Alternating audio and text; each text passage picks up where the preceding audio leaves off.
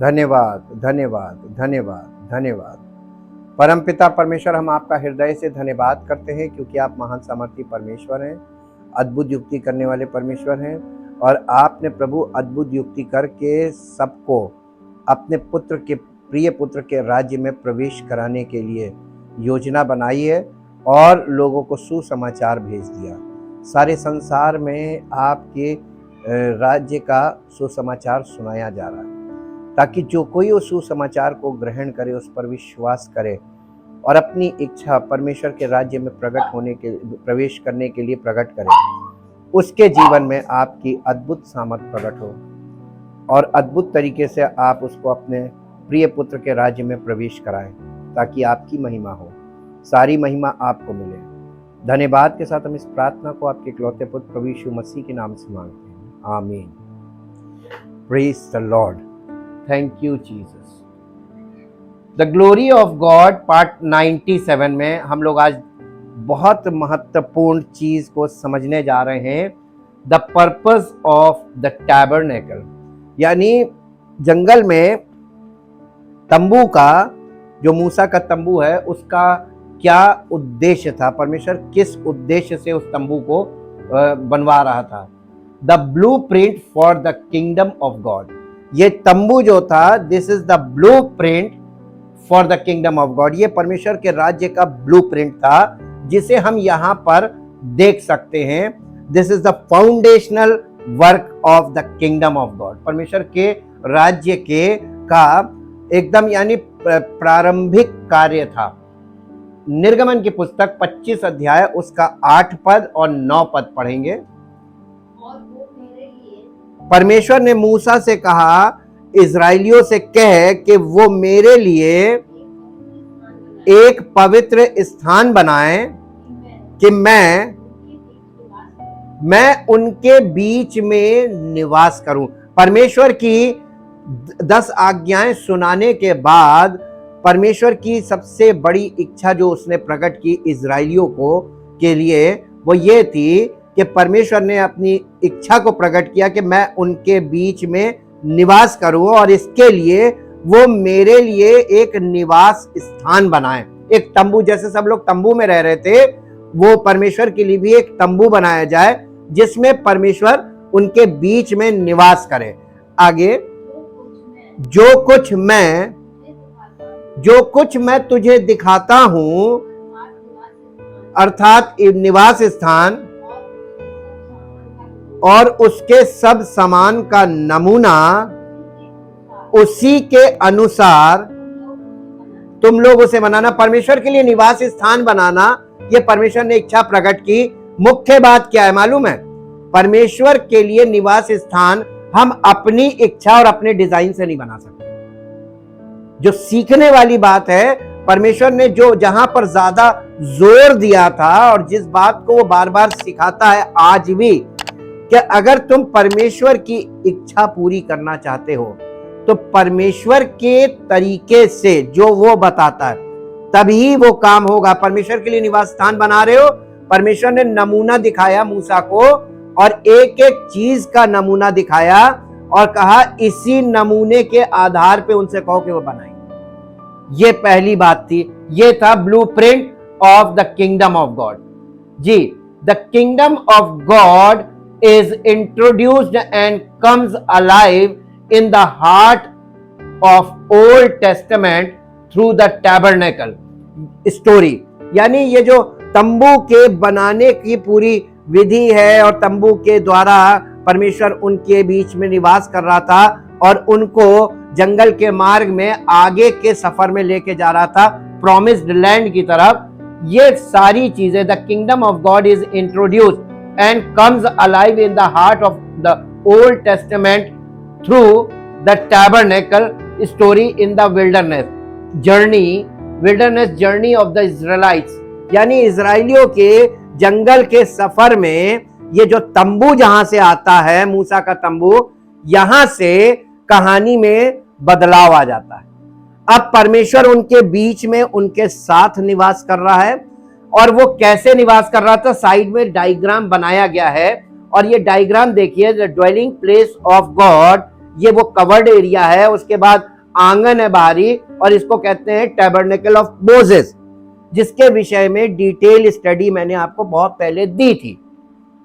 अब इसके चारों तरफ, तंबू के पीछे, तंबू के आगे, तंबू के दोनों बगल में आपको 4 कैंप दिख रहे होंगे, 4 नाम दिख रहे होंगे। कैंप ऑफ दान, ऊपर दान, आशेर, नप्ताली, ये 3 गोत्र हो गए जो दान के कैंप में थे। उसके बाद है कैंप ऑफ इफ्राइम, इसमें इफ्राइम, मनस्से और बेंजामिन, ये 3 गोत्र के लोग हैं।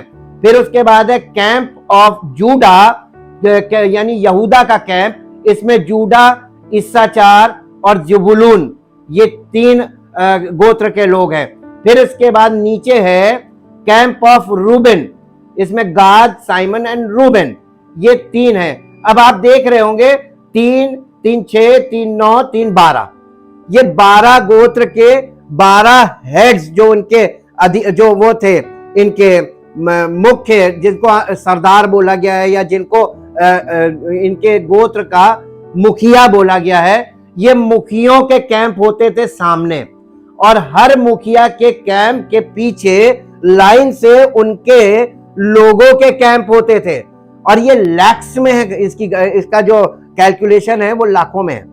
और ये लाखों में, क्योंकि वहां से निकले 6.5 लाख थे लगभग, स्त्री बच्चों को मिला के करीब 18 से 20 लाख, लेकिन रास्ते में और जनरेशंस पैदा भी हो रही थी, इसलिए ये लैक्स में है। इनके एक ट्राइब की गिनती तक है, वो समय आने पे आपको गिनती भी बता देंगे कि हर गोत्र की कितनी गिनती थी यहाँ पर। और ये लोग, जब आप इसको ये देखिए कि अभी तो मैंने आपको छोटा सा नमूना दिखाया है, ये जितने भी इनके हेड्स थे उनके कैंप आगे होते थे, बीच में परमेश्वर का निवास स्थान था, और हर हेड के पीछे उनके अपने लोगों के कैंप होते थे। इसी पूरे कैंप को छावनी बोला गया बाइबल में। जब आप बाइबल पढ़ते और वे छावनी से बाहर गए, छावनी में, छावनी का मतलब होता है कैंप एरिया, जहां पर निवास स्थान होता है। आप मिलिट्री में जाएंगे तो मिलिट्री में जब मिलिट्री कैंप करती है जंगलों में,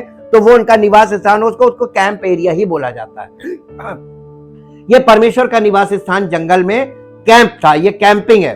और ये कैंप में किस तरीके से, तो अब देखिए बीच में परमेश्वर, चारों तरफ ये सारी 12 गोत्र के हेड्स और उनके साथ उनके लोग।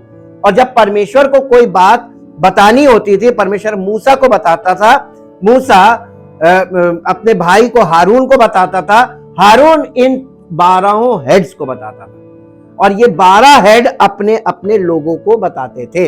ये तरीका था कम्युनिकेशन का, स्टेप्स, जैसे गवर्नमेंट में भी होता थ्रू प्रॉपर चैनल, ये तरीका था। और इसके बाद हम देखते हैं कि ये परमेश्वर ने किंगडम स्टोरी को शुरू किया। और ये जितने भी आपको यहाँ पर गोत्र दिखाई दे रहे हैं, आगे देखेंगे ये गोत्र क्या है। देखिए, wilderness journey of the Israelite given by God to Moses at Mount Sinai the detailed plan of the tabernacle, यानी परमेश्वर ने मूसा के द्वारा जो उसको तंबू का विस्तृत चित्रण और विवरण दिया था, उसके अनुसार लोगों को बनाना था। Detailed plans of the tabernacle that accompanied the Hebrew people in the desert and provided a central dwelling place, यानी मूसा के द्वारा परमेश्वर ने इनको सारी चीजों का नक्शा उसको दिखाया था और कहा था इनको जाके समझाओ, दिखाओ, बताओ, और विस्तृत विवरण, यानी एक एक नाप जोक, एक एक डिजाइन, हर चीज माइन्यूट डिटेल्स तक है, वो सब मूसा के द्वारा इन तक पहुंचा दी थी, ताकि ये सब इजरायली लोग परमेश्वर के लिए एक निवास स्थान बनाए जो सेंट्रल हो, बीच में, सेंटर में, और उसके चारों ओर सब लोग निवास करें, ताकि परमेश्वर की उपस्थिति में ये रहना सीखें और परमेश्वर की साथ चलना सीखें। For God in their midst is the very blueprint, this is the real blueprint for the kingdom of God and kingdom living. परमेश्वर इसी तरीके से आज भी चाहता है कि हमारे परिवार में भी परमेश्वर मेन हो और हम सब लोग परमेश्वर के साथ रहने वाले लोग हों, और तब परमेश्वर हमारी गवाही देगा कि हम सही हैं कि गलत है। आज क्या हो रहा है कलीसिया में, जो चाहता है गवाही में खड़े होकर बोल देता है। वो उसकी अपनी कल्पना भी हो सकती है, उसका अपना मानना भी हो सकता है, लेकिन जब तक परमेश्वर आपकी गवाही नहीं देता है तब तक आपकी कोई भी गवाही मान्य नहीं है।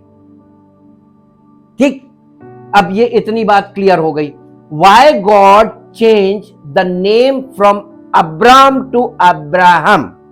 परमेश्वर ने अब्राम का नाम अब्राहम क्यों किया था? Why?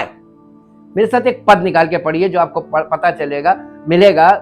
उत्पत्ति की पुस्तक 17 अध्याय 5 पद से 8 पद तक पढ़ेंगे। इसलिए अब से तेरा नाम अब्राम नहीं रहेगा, परंतु तेरा नाम अब्राहम होगा, क्योंकि मैंने तुझे जातियों के समूह का मूल पिता ठहरा दिया है। अब देखिए, 1 मिनट रुकेंगे। अब्राहम का मतलब होता है प्रॉस्परस फादर, उन्नत पिता। अब्राहम एक ऐसा व्यक्ति था, परमेश्वर के साथ इसका ऐसा संबंध था, ये परमेश्वर का फ्रेंड कहलाया। Abraham is the first person who is called a friend of God, जो पहला व्यक्ति है जिसको परमेश्वर ने अपना मित्र कहा। और परमेश्वर से मित्रता के कारण और परमेश्वर के साथ ये मित्रता का जो इसका संबंध था, ये इतना अच्छा और इतना गहरा था कि परमेश्वर ने इसको अपनी ओर से एक बहुत बड़ा वरदान दिया। और वो वरदान ये था कि जो तुझे आशीष देगा उसको मैं आशीष दूंगा, और जो तुझे श्राप देगा उसे मैं पनिश करूंगा या उसे श्राप दूंगा। ठीक, ये परमेश्वर ने इसको ब्लेस किया था 12 अध्याय में। अब इसके बाद जब हम लोग यहां पे पढ़ रहे हैं तो परमेश्वर इसके नाम को चेंज कर रहा है। ये उन्नत पिता से, प्रॉस्परस फादर से फादर ऑफ द नेशंस बना रहा है। अब यहां पर जो बात की गई है, जिसमें लिखा है मैं तुझे बहुत सी जातियों का, हिंदी में लिखा, इसको इंग्लिश में पढ़ दीजिए, इसी वर्ष को इंग्लिश में। The book of Genesis chapter 17 verse 5। देखिए आपको कितनी लाइट मिलेगी जैसे ही आप हिंदी से हटते हैं। हिंदी में जिस चीज को जाति बोला जा रहा, नए नियम में भी उसका मतलब नेशन है, राष्ट्र। Not shall your name any longer be Abram high exalted father, but your name shall be Abraham father of a multitude, for I have made you the father of the nations, not nation। हम लोग एक राष्ट्रपिता को जानते हैं, लेकिन Abraham सब राष्ट्रों का पिता है। आज दुनिया में जितनी भी कंट्रीज आपको बड़े बड़े दिखाई दे रहे हैं, all the country, who is the father of the countries, Nations, His name is Abraham। परमेश्वर कितना बड़ा विस्तृत अपना प्लान रखता है, और हम लोगों को छोटी सी चीज के लिए नहीं बुलाता है, हमें उस विस्तृत प्लान का हिस्सा बनने के लिए उसने बुलाया है। और ये देखिए यहां पर ये जो 12 गोत्र के हेड्स के घर आप देख रहे हैं, इनके कैंप देख रहे हैं, ये 12 गोत्र 12 राष्ट्र है। और ये 12 राष्ट्रों का पिता कौन है? अब्राहम, क्योंकि अब्राहम से इज़हाक, इज़हाक से याकूब, जेकब, और जेकब से फिर ये 12 गोत्र निकले थे। गोत्र का मतलब होता है कि हेड्स, और ये नेशन के हेड थे। परमेश्वर ने देखिए सारे नेशन को अपने चारों ओर, this is the kingdom of God, पूरी दुनिया के सारे राष्ट्र उनके बीच में परमेश्वर हो। यह है परमेश्वर का राज्य पृथ्वी पर, और उनके साथ हर देश के लोग अपने हेड्स के पीछे उनके लोग हों।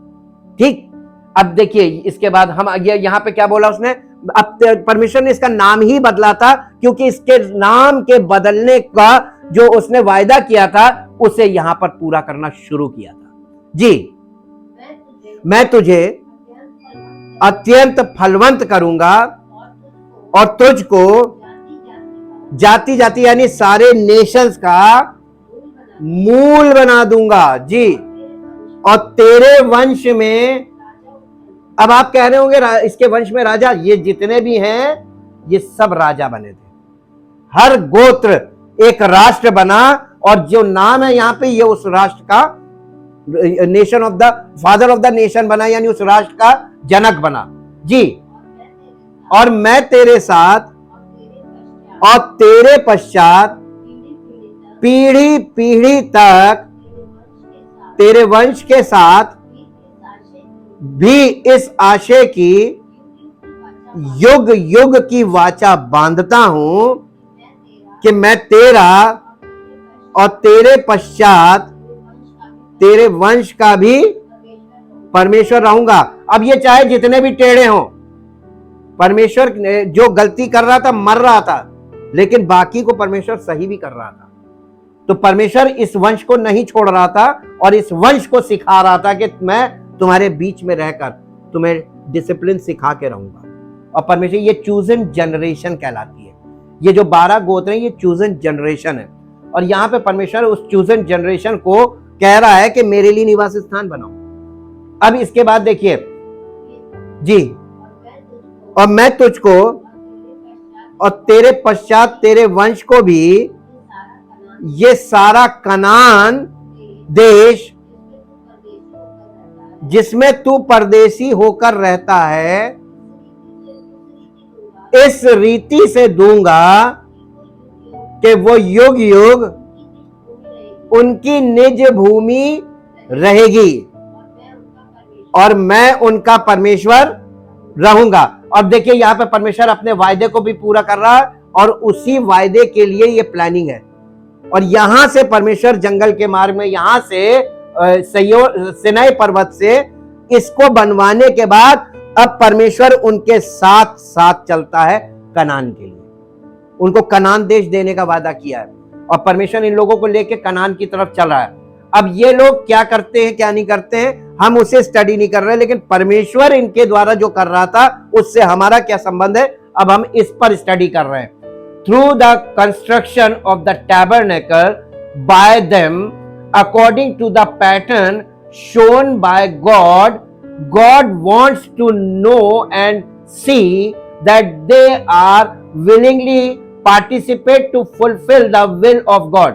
यानी through the construction of the tabernacle, इस tabernacle के बनाने के द्वारा, tabernacle के बनाने के द्वारा जो इजराइलियों को परमेश्वर बनाने को कह रहा था, according to the pattern shown by God, जिसे जो परमेश्वर ने नमूना दिखाया था उसके अनुसार बनाने के लिए, के बनाने के द्वारा परमेश्वर ये चाह रहा था, ये देखना चाह रहा था कि ये लोग, जानना भी चाह रहा था और देखना भी चाह रहा था कि ये लोग यानी इजरायली लोग कि क्या पूरे मन से अपनी इच्छा से इसमें पार्टिसिपेट करेंगे काम करने के लिए।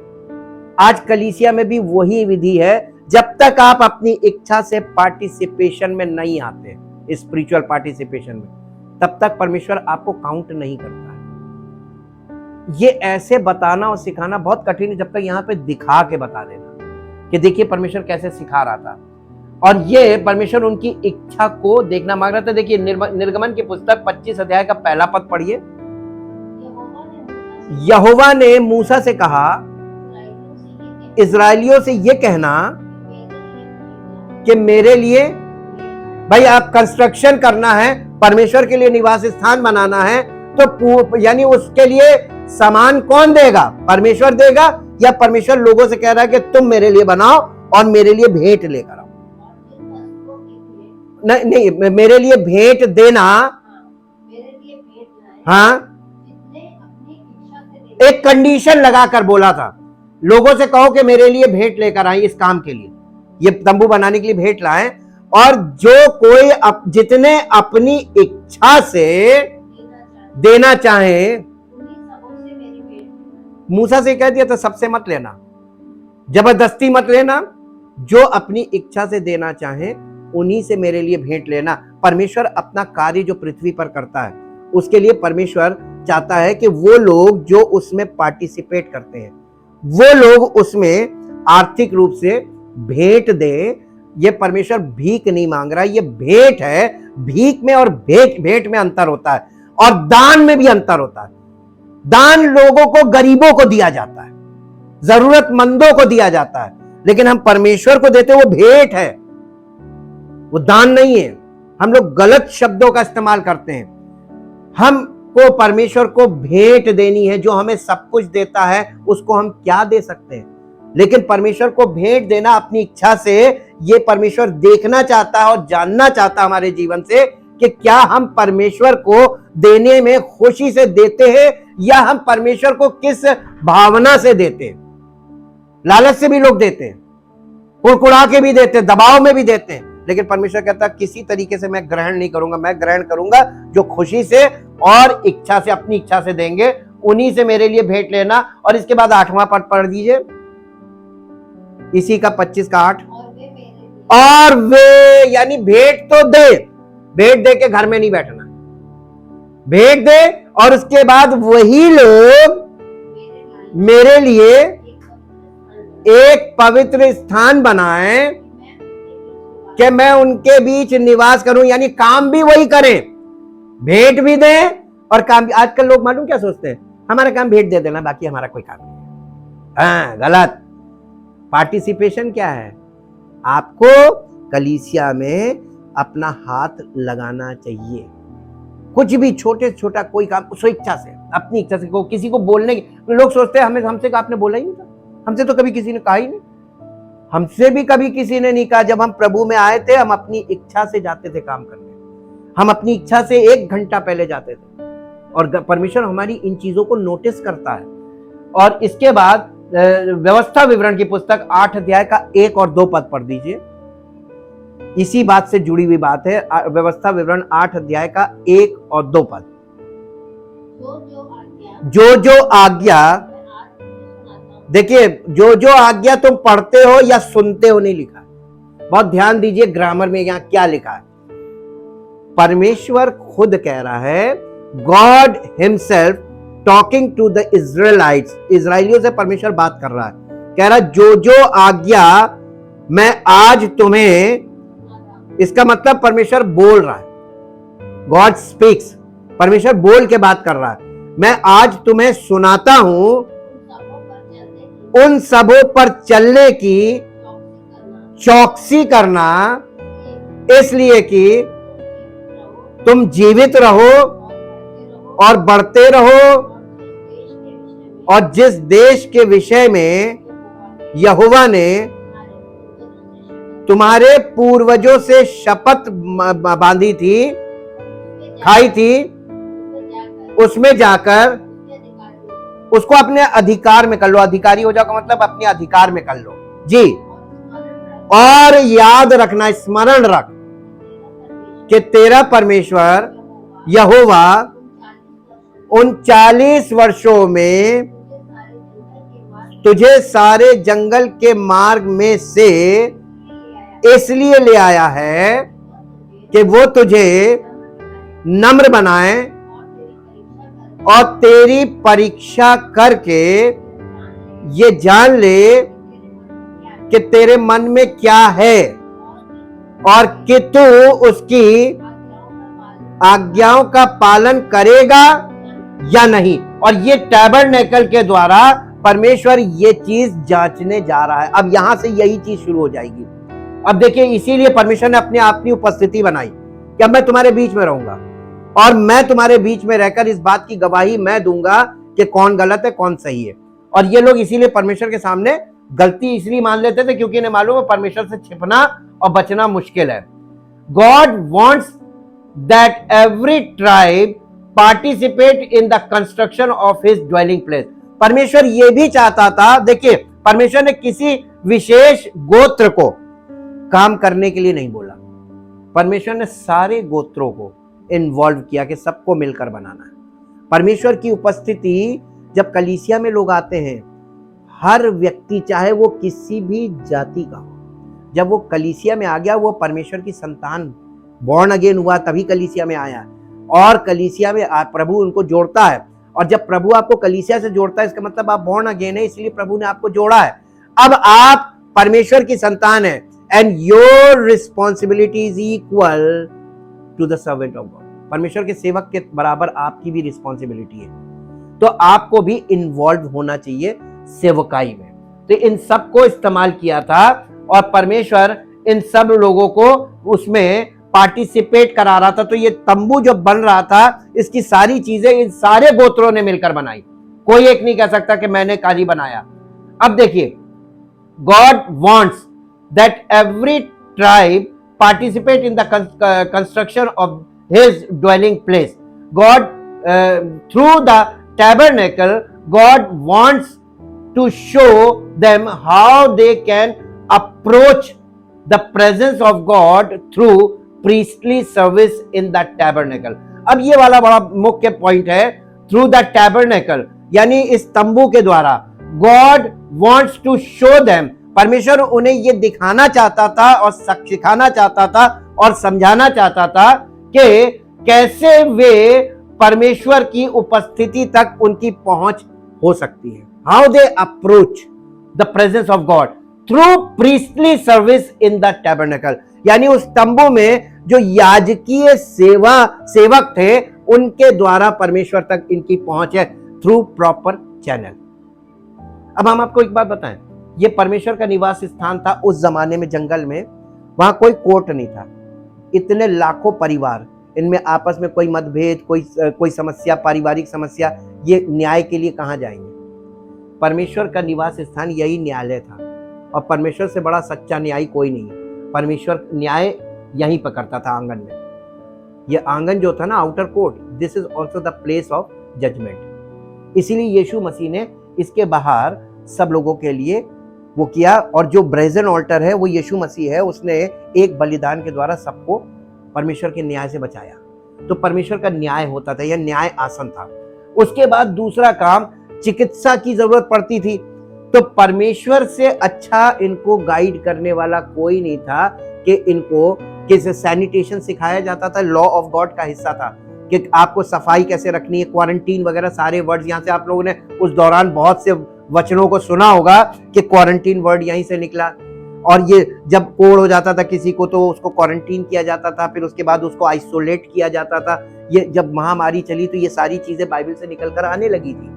और इसी के साथ साथ जब वो सांप काट रहे थे लोगों को, तो इन लोगों को कुछ नहीं समझ में आ रहा था, तो उस समय परमेश्वर ने मूसा से कहा, एक पीतल का सांप बना के लटकाओ, जो कोई उसको देखेगा वो हील हो जाएगा। आज भी आपको मालूम है, आप अपने चारों तरफ पूरी दुनिया में नजर उठा के देख लीजिए, अपने देश से लेकर सारे देशों में आज जो चिन्ह है मेडिकल साइंस का, वो आप देखिएगा, एक सांप ऐसे लिपटा हुआ। गौर करके देखिएगा, एम्बुलेंस जो सरकारी चल रही है उन पे ऐसे करके वो एक लंबा सा, उसके ऊपर सांप लिपटा हुआ, ये वहीं से है, मूसा के टाइम से। द पॉइंट ऑफ हीलिंग, परमेश्वर उनको हील भी करता था, हीलिंग का भी परमेश्वर ही के पास। इनके सारी समस्याओं का समाधान यहाँ होता था। आज लोग सारी समस्याओं के लिए भटक रहे हैं, पैसे खर्च कर रहे हैं, लेकिन परमेश्वर से बड़ा एक्सपर्ट कोई आपको मिलेगा नहीं दुनिया में। अनुभव करके देखेंगे तब पता चलेगा। दूसरे के अनुभव से सुनकर आपको आनंद मिलेगा, एक्साइटमेंट मिलेगा, लेकिन जब आप खुद अनुभव करेंगे तो आपके अंदर परमेश्वर के प्रति भरोसा आएगा, वो कोई नहीं डिगा सकता। ये परमेश्वर की उपस्थिति में रहने का इन लोगों को फायदा मिलता था। अब देखिए, ये यहाँ पे लिखा है through priestly service in the tabernacle. अब ये प्रीस्टली सर्विस के बारे में हम लोग देखेंगे इब्रानियों की पत्री 9 अध्याय और 6 और 7 पद। ये वस्तुएं, यानी ये पूरा तंबू, ये वस्तुएं इस रीति से तैयार हो चुकी उस पहले तंबू। अब ये तंबू के बारे में बात कर रहा है जो अंदर कवर्ड एरिया। जी, याजक हर समय प्रवेश करके सेवा के कार्य संपन्न करते हैं, पर दूसरे में, यानी जो एकदम होली ऑफ होलीज है, दूसरे में केवल महायाजक वर्ष भर में एक ही बार जाता है और बिना लहू लिए नहीं जाता, जिसे वो अपने लिए और लोगों की भूल चूक के लिए, देखिए कितनों के लिए वो चढ़ता था, महायाजक एक होता था, उसी के बच्चे याजक होते थे। तो महायाजक के बच्चे पवित्र स्थान तक जाने का उनको अधिकार था। और ये जो यहाँ पर यानी बलि व्यवस्था थी, सैक्रिफिशियल सिस्टम जो चलता था, वो याजक के बच्चे करते थे, जो महायाजक के बच्चे जो याजक होते थे। और वो उस बलि व्यवस्था के द्वारा लहू को परमेश्वर की उपस्थिति तक ले जाते थे, यानी ऑल्टर ऑफ इंसेंस, वो सुगंध द्रव्य जलाने वाली वेदी तक। लेकिन परम पवित्र स्थान में वो नहीं जा सकते थे। उसमें साल में एक बार महायाजक जाता था, और याजकों के लिए और सारे गोत्र के सब लोगों के लिए वो बलिदान करके अंदर जाता था। और उसके यहाँ पर वो 12 गोत्र के 12 पत्थर होते थे, और वो 12 पत्थर यहाँ पर धारण करता था अपने चेस्ट पे, कि इनकी जिम्मेदारी तुम्हारी है। महायाजक की जिम्मेदारी होती थी। अब ये यहाँ पे हम बहुत शॉर्ट में आपको बता रहे हैं, God wants to fulfil his promise through that tabernacle. परमेश्वर ने अब्राहम से जो वायदे किए थे उसके वंश के लिए, परमेश्वर उन वायदों को इस वंश में पूरा करने के लिए परमेश्वर ने यह प्लान किया था कि मैं उनके बीच में जब निवास करूंगा, उन्हें अपने साथ लेकर चलूंगा, ताकि उसके वायदे, परमेश्वर के वायदे, परमेश्वर की उपस्थिति के द्वारा हमारे जीवन में भी पूरे होते। जब तक परमेश्वर की उपस्थिति आपके जीवन में नहीं है, पवित्र आत्मा नहीं है, और आप परमेश्वर की योजना में नहीं है, तब तक आपको ब्लेसिंग नहीं मिलेगी। आप पढ़ लीजिए लेवी व्यवस्था की पुस्तक 26 अध्याय 6 से 13 पद तक। और मैं तुम्हारे देश में सुख चैन दूंगा, और तुम सोगे, और तुम्हारा कोई, आप बेखटके सोएंगे, क्योंकि परमेश्वर का निवास स्थान जब आपके साथ है, आप उसके साथ निवास करते हैं, आप बेखटके सोएंगे और कोई डराने वाला ना होगा। और मैं उस देश में दुष्ट जंतुओं को ना रहने दूंगा, और तलवार तुम्हारे देश में नहीं चलेगी, और तुम अपने शत्रुओं को मार भगाओगे, और वे तुम्हारी तलवार से मारे जाएंगे। तुम में से 5 मनुष्य 100 को, और 100 मनुष्य 10,000 को। अरे बाप रे बाप, कितने? 10 लोग, 5 लोग जो हैं 100 लोगों को, और 10 लोग 10,000 को। आपको पता चला ये क्या फर्क है? एक मिनट यहां पर रुक कर समझिए, इसकी मीनिंग समझिए। एक कलीसिया में 1000 लोग हैं, लेकिन स्पिरिचुअल नहीं, पवित्र आत्मा के द्वारा वहां कुछ नहीं हो रहा है। तो ये 1000 लोग, इनसे शैतान डरेगा, दुष्ट आत्माएं डरेंगी, कोई चीज डरेगी। लेकिन एक कलीसिया जहां पर 10 लोग हैं, और 10 पवित्र आत्मा से परिपूर्ण है, परमेश्वर की उपस्थिति में 10,000 के बराबर ठहरेंगे। 10,000 लोग उनसे घबराएंगे जी। और तुम्हारे शत्रु तलवार से तुम्हारे आगे आगे मारे जाएंगे, और मैं तुम्हारी ओर कृपा दृष्टि रखूंगा, और तुमको फलवंत करूंगा और बढ़ाऊंगा, और तुम्हारे संग अपनी वाचा को पूर्ण करूंगा, और तुम रखे हुए पुराने, देखिए फिजिकल बातें कर रहा है कि नहीं परमेश्वर? स्पिरिचुअल तो बाद में है, पहले तो परमेश्वर की उपस्थिति जब आती तो फिजिकल ब्लेसिंग। इसीलिए यीशु मसीह ने कहा था पहले उसके राज्य और धर्म की खोज करो। ये रोटी चीजें, ये सब छोटी चीजें तुम्हें आप से आप मिलने लगेंगी। यहां लिखा है कि तुम रखे हुए पुराने अनाज को खाओगे, और नए के रहते हुए पुराने को निकालोगे, और मैं तुम्हारे बीच अपना निवास स्थान बनाए रखूंगा, और मेरा जी तुमसे घृणा नहीं करेगा, और मैं तुम्हारे मध्य चला। देखिए परमेश्वर मध्य में रहना मांगता है, मध्य में चला फिरा करूंगा, और तुम्हारा परमेश्वर बना रहूंगा, और तुम में, देखिए यहां पे भक्त बनाए कि प्रजा? परमेश्वर भक्तों को नहीं प्रजा बना रहा है, हमें अपने देश का नागरिक बना रहा है। प्रजा की ज्यादा वैल्यू है, भक्त की कोई वैल्यू नहीं है परमेश्वर की दृष्टि में। जी, मैं तो तुम्हारा वो परमेश्वर यहोवा हूं जो तुमको मिस्र देश से इसलिए निकाल ले आया कि तुम मिस्रियों के दास ना बने रहो, और मैंने तुम्हारे जुए को तोड़ डाला है और तुमको सीधा खड़ा करके चलाया है। यही तो वो अब भी करना मांगता है। हमारे जुए को जो शैतान ने डाल रखा, संसार का शैली, संसार के प्रेशर, लोगों का प्रेशर, ये इसको तोड़ देता परमेश्वर। और ये काम सब किसने किया? परमेश्वर कह रहा मैंने किया। इसमें इजरायली नहीं कह सकते कि उन्होंने किया, वो तो विपरीत थे। जैसे वो विपरीत थे, हम भी तो है। तो जब उन्हें सही कर लिया, हमें भी कर लेगा। हमें उस पर भरोसा तो करना चाहिए।